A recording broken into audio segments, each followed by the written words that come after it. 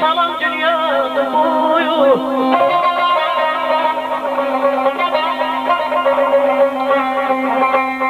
Sirrini vermeye demişler ki yalan dünyada bu.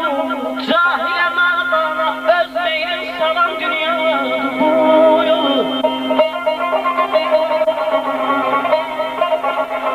Rehne olmaz dehrede ruzi ezelden kimseye.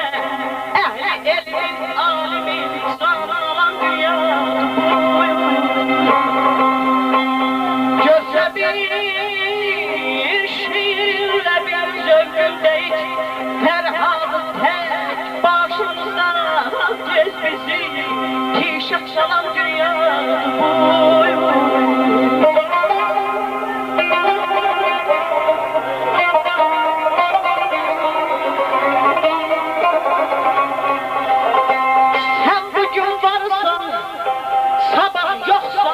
İnkarı yok, kara giymez hiç kime, bir dert olan dünyada boyu.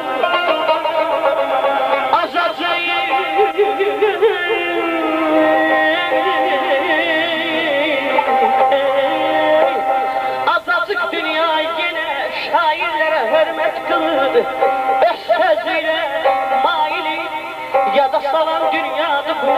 Bülbüle gülşen diyen gel gör ne halim var benim.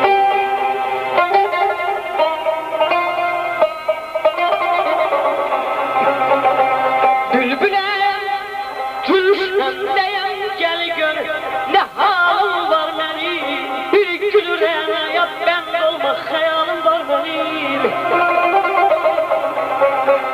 Men nece eşk aleminden el çekir sebreyleyi. Bazıyla minsan alan bir mehcemalım var benim.